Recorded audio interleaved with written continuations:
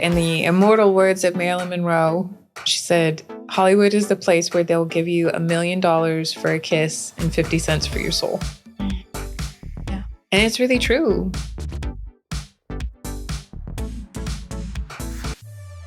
What I think we do a disservice when we teach people to sell films instead of to tell stories.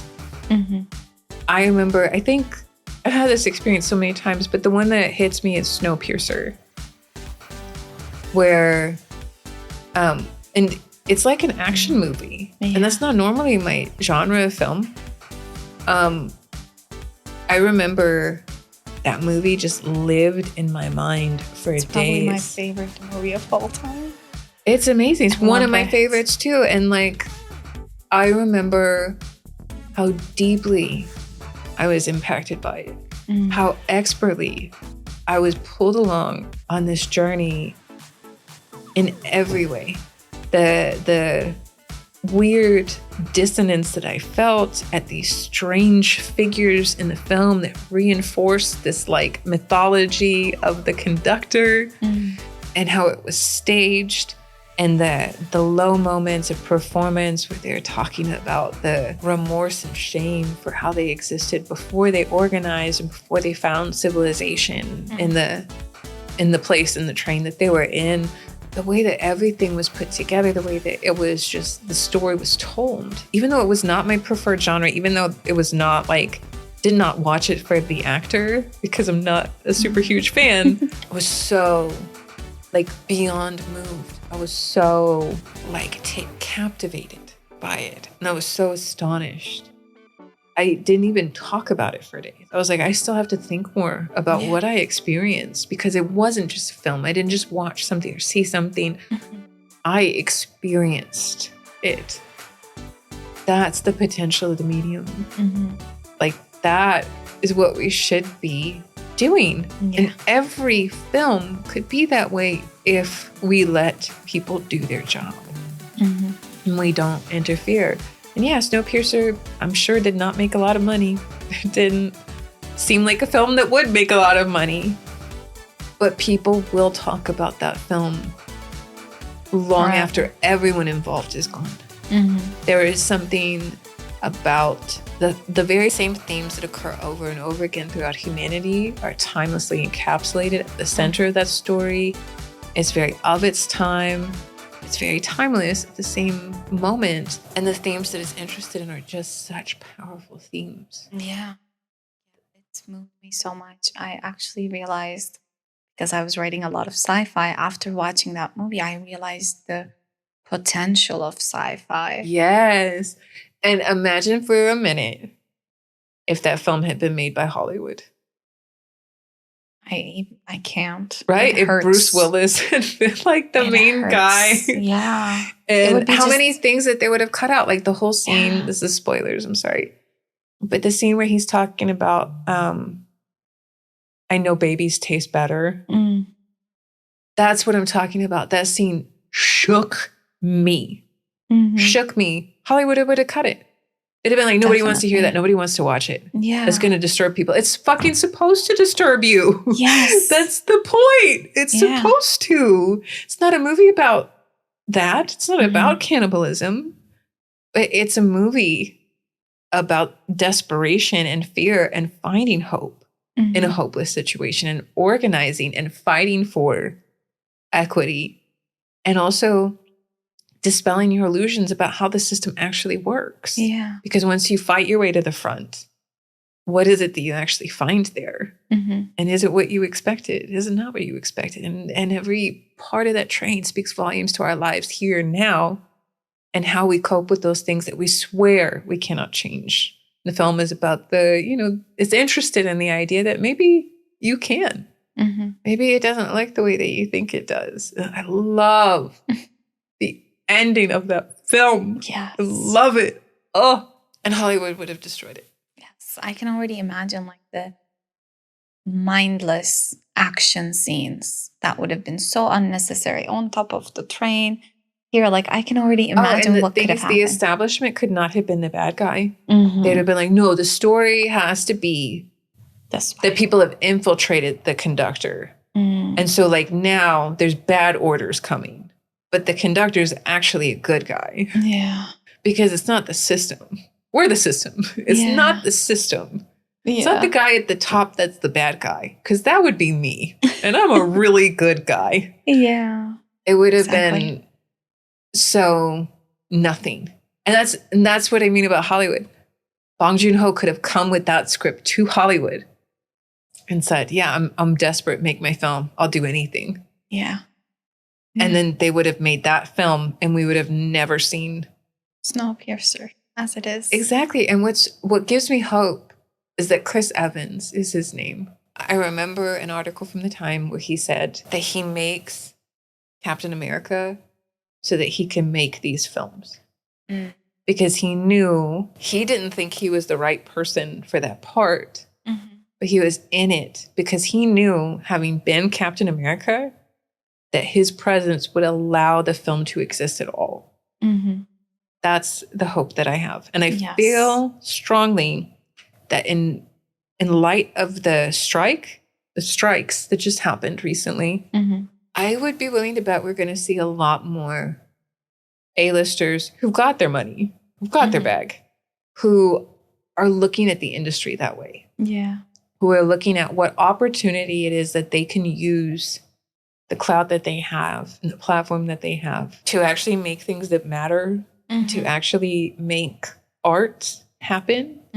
Because right now there's just no reason not to. Yeah. Like you can do everything without Hollywood. Nowadays you can pre-sell rights. You can, to get your funding for your film, you can completely sidestep Hollywood entirely. The one, I guess, last piece of the equation is whether or not you really want an Oscar. I guess at that point, you got to make some considerations about guilds, and it's so cheap. Did you know that you can't be nominated for Best Picture of the Year unless your producer's PGA? Wow. Yeah, and I always was like, fuck the Oscars, but now I'm like, absolutely fuck the Oscars. Like that is... Imagine how many films, I mean, don't get me started on the Oscars, but imagine how many films were actually the best film of the year. Yeah. But maybe we're disqualified because somebody couldn't afford to join or didn't have the credits to join. Yeah. It's a keep away. It's a huge fun party that we're not invited to. Yeah, the gatekeeping is so real in Hollywood. Like I talk about chicken and egg conundrum. It's almost like this triangle of, if you want this, then you need this. But to get that, you need this. But to get that, you need the first thing to begin with. The moving goalpost. For me, I experienced that with the project. Okay, well, you don't have any credits. I have all these credits where I was a producer. Those are, this part perhaps is fair, but maybe not. Those are film school short films that you produce. Oh, okay, are those not good? No, you need TV credits. Okay, so I get a job in TV. At a time when it's pretty hard to get a job in TV then. And I was coming from nowhere. I just moved to town and everything. You know, I worked my network very well. And I was holding out for months trying to get this to happen. Okay, I have a job in TV. Oh, well, those aren't producing credits. Okay, well, let me see what I can do. And so then I get promoted to a story editor. And then everybody else is pissed off because they changed our title from story editor to associate producers. And I was like, producing credits, yes. It's like, I've got it. I've got my producing credits. They're like, oh, well, that's in unscripted. They need to be in scripted. It's like, you could have saved me a lot of time by just telling me immediately exactly what hoop you wanted me to jump through. Because I thought the whole point of a credit is to show that you have what it takes to work on a show, that you can hang, but also that, like, you know, your resolve, your willingness to show up and do the work resulted in you having not just one job, but repeated jobs, right?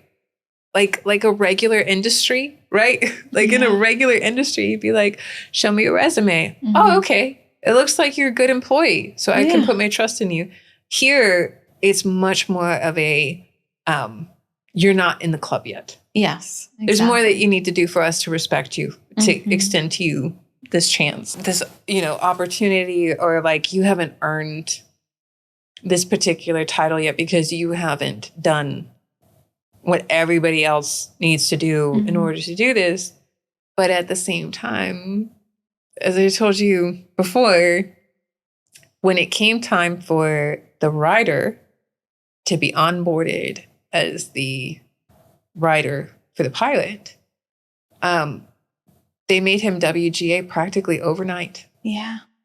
Because they had the power, premium company that shall not be named, they have the power to do that. They can write a letter and be like, hey, we need this guy in the guild. Yeah. Paid his dues for him. Because when you have something that Hollywood wants, they'll do anything. Because they can. They run the whole game. They run the whole system. All of these things that they put up as roadblocks in your way are indicators that you're willing to run the mousetrap that they have you on. Or is the best position to be in is to have something. Come to Hollywood with something that they already want. And we learned about that years ago. I was in a class and one of my professors was saying exactly that. Like the most valuable thing in Hollywood is the IP. Nothing is more valuable. Don't let anybody ever tell you that it is. So even if you are responsible for writing, on commission or whatever, still what you are doing, what you are generating is the most valuable thing in Hollywood. Case in point that I was given during that class, and we won't name names. Somebody's not doing so great nowadays as a human being, but the idea that was being imparted is that everybody has a boss, right? Everybody answers to somebody, and nobody in Hollywood has all of the power. This glamour sensationalism that like, oh, there's certain people and they could do whatever they want. And our teacher was like, Spielberg wanted to direct Harry Potter and he didn't get to because the author had more power than he did because it was her IP. So she picked fucking Christopher Columbus, which good for them. Good for all of them. I think Spielberg would have directed a great Harry Potter, but he got told no. Who is the most powerful person? It's the person who has what other people want. And how can you have what other people want? Does it happen when you are trying to give people what you think they want? No. It happens when you create something from a very authentic, personal place that is an expression of your own creativity, like your own ability to command a story. And that works for you. Like you were excited about it. You didn't let yourself down. It is going to be 1,000,000 times better than what people are writing because they are told that's what Hollywood wants. You can never be the person who gets to tell Spielberg no if you're trying to be the person who's, changing your screenplay based on what's going to sell. Absolutely not. Have some guts. Take some risks. Hollywood can't do it. Somebody's got to do it. Yeah. Somebody's got to be the person who's like, I know what I'm doing. And I only know that because I have rejected the idea that Hollywood gets to tell me that I don't. I'm not doing that. I'm going to develop everything indie, shoot things indie, depending on the project. Put it together where it's ready to sell, not as an idea, not as something negotiable, and see what they'll offer you for it. And if you don't like the deal, make it yourself. There's always a way. Hollywood will tell you that it's not possible, and they're wrong. They're wrong. They really are. We see it with so many filmmakers who broke in by doing indie.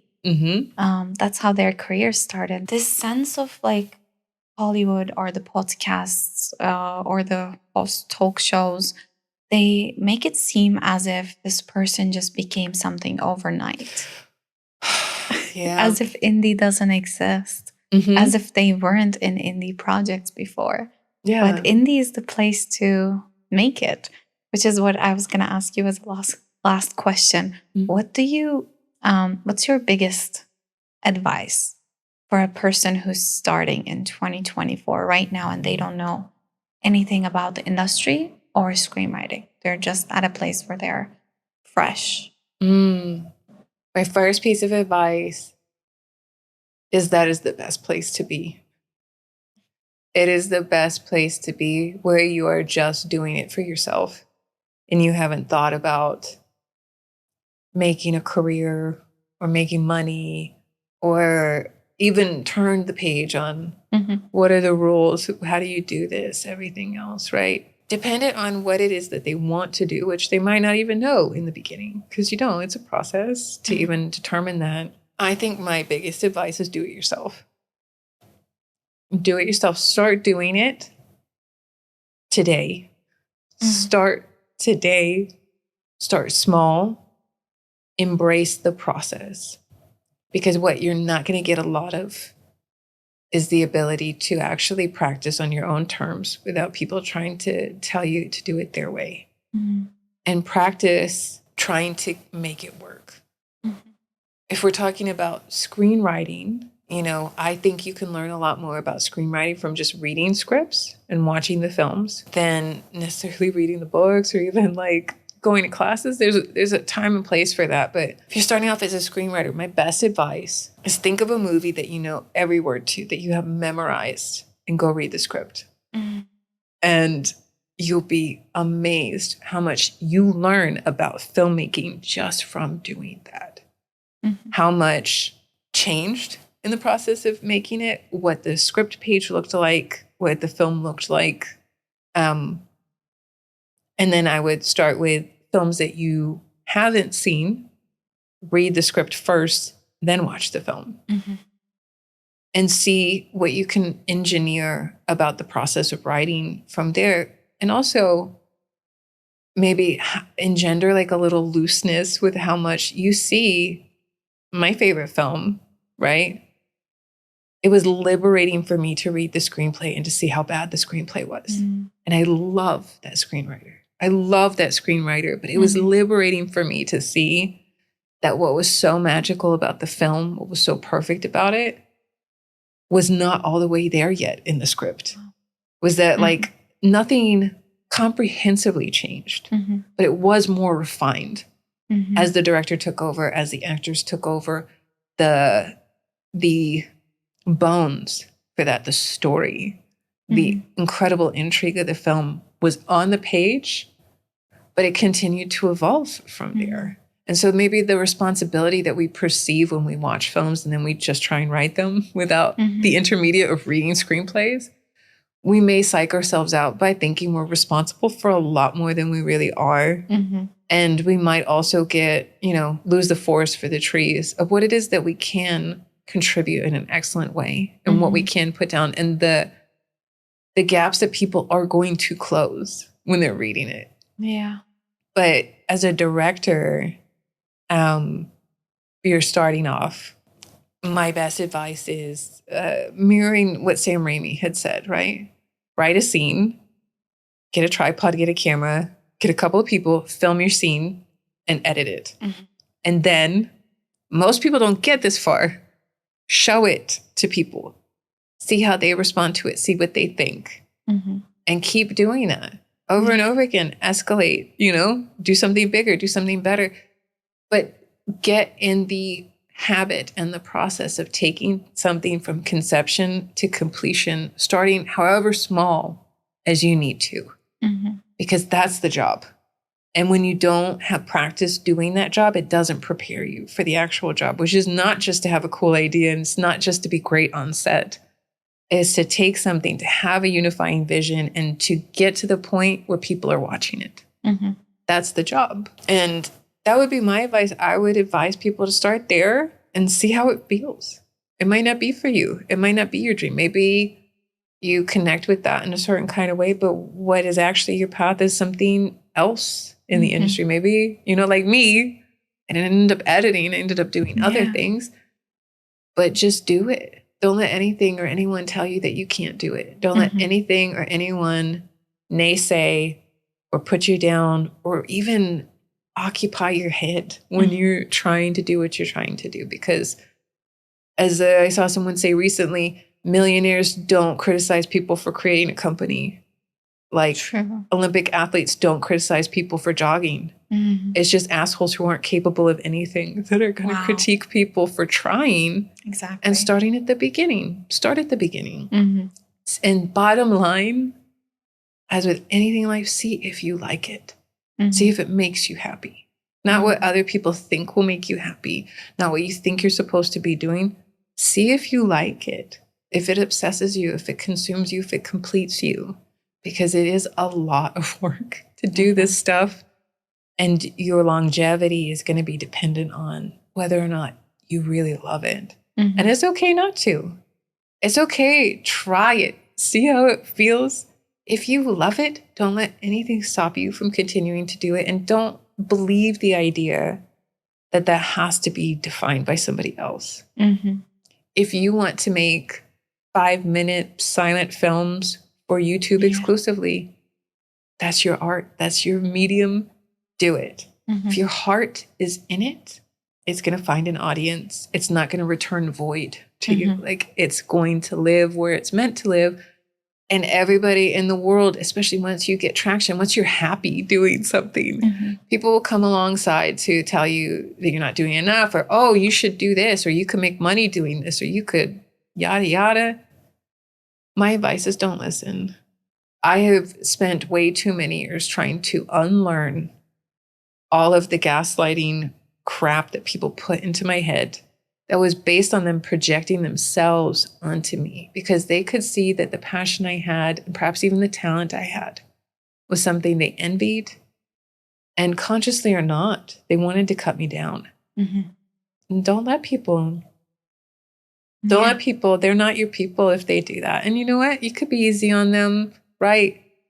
There's a lot of people that are never going to live the life that they dream of living. They're never going to find the courage to express themselves. They're never going to lay it on the line. They're just going to be telling themselves constantly why they can't do what they want to do. You have a choice to not be one of those people. Oh, my other advice is this. It is going to take a long time for your skills to match your taste. So when you start trying to make films, you probably will start imitating the ones that you like, and it's not going to work because you're still learning how this all works. And then you're going to start doing things that are deeply original. They're not going to resemble the films that you like, and you're going to be frustrated, and it's normal. And we all go through that process, and it will take time for you to arrive at a mastery of your own skills and your own voice, where you write something and you're like, this is going to make a fucking awesome film. Yes. It's going to be a film that I want to watch. It is a process, and your success will depend on whether or not you love the process, not how great your output is. So true. People don't tell you that. This is Nobody gold. tells you it, because I think a lot of people would be dissuaded if you told them that. And then whose money would you take? Whose money would you take on all these, like, I can tell you how to make it classes? Tell people the truth. Like, if you want to be an Olympic athlete, just start running and see if you love it. See if you can wake up early every day and do that, and see if you could do that for 6 hours a day. If you don't love it, you're not gonna take it as far as you imagine it will go. And I don't think there's anything wrong with making a couple short films just for fun and not being a filmmaker, like not trying to put a capital F on it. Just do it. If you want to do it, do it. If you do a few and you decide, you know what, the juice is not worth the squeeze, more power to you. You tried and you did something. You made some films, like, it doesn't have to be so binary. It doesn't have to be so serious. And we don't have to be so attached to, like, the societal identity piece of the equation, right? That was what I hate calling myself a filmmaker for that reason. I hate referring to myself as a director for that reason, because of Hollywood, and because the weird ego weight of how you word things and whether you have the right to call yourself something or not, and what it means. And at the end of the day, it's like, no, I'm just a person and I make films. I raise children. I don't identify solely as a mother. I'm a person with kids, and I raise kids, and I make films, and I have a company that makes film and media. That is what I'm best at. That's what makes me happy. That's how I spend my time. But there's also this phenomenon that I know you've experienced because it's here. There's a huge disconnect between people who want to be, let's say, a director, because it's usually a director, and people who want to direct. And for me, over time, it becomes clear as day when you're talking to somebody which one they are. And there's nothing so right about being one or the other. But ultimately, it's important for you to know what is it that you're looking for in what you're doing. And for me, I'm the latter. I want to direct.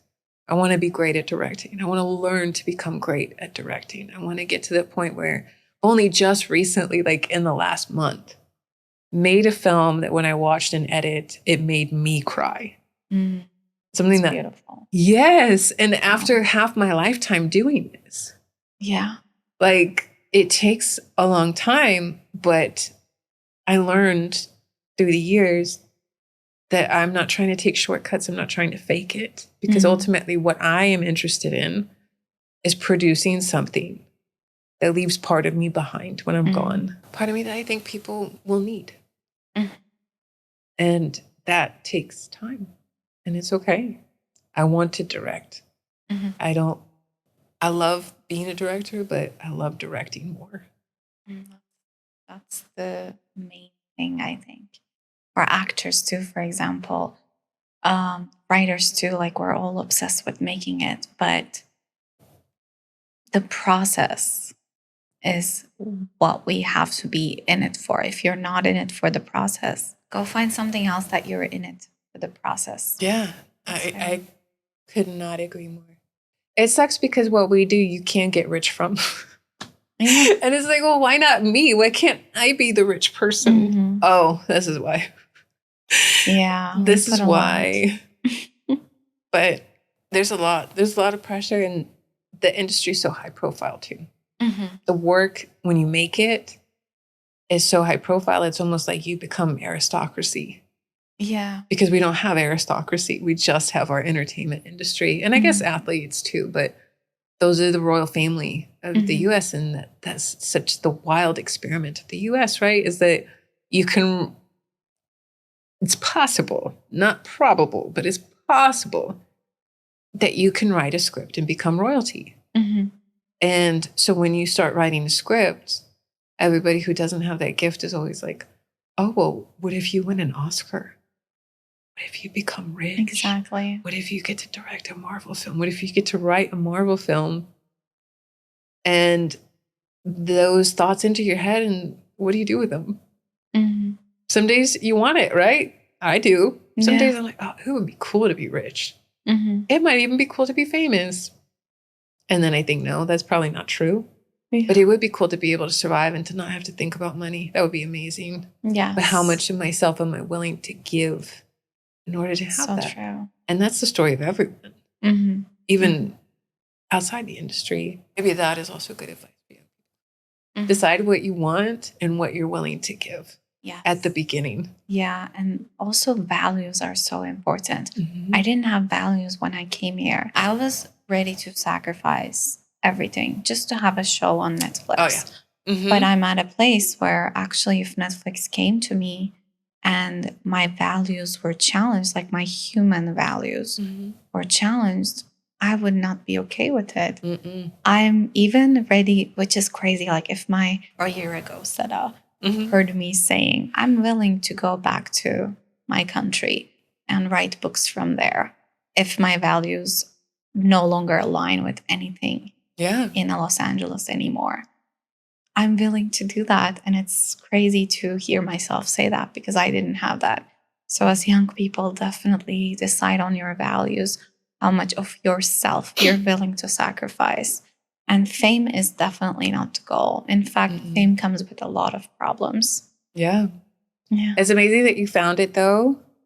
As I have also found that myself, because I will work on projects with people who are like 20 years older than myself, and they still don't have it. They are still waiting. Yeah. And trying to do whatever they can for their chance. And they are so, when you're working in a writing capacity together, the rigidity, how is it not fun for you? When you're writing, how is this so miserable? And it's just this constant, no, the end of every scene has to be positive, negative, positive, negative. If that scene was positive, this scene has to end negative, and so forth. And I'm just like, what are you doing? Like, this is not writing. But it's being under that. Part of it is the gaslighting, which I'm just going to call it that because it's what it is. And part of it is how that intersects with your own desperation, right? What part of you needs this? And on top of that, when we're talking about somebody who has spent decades, right?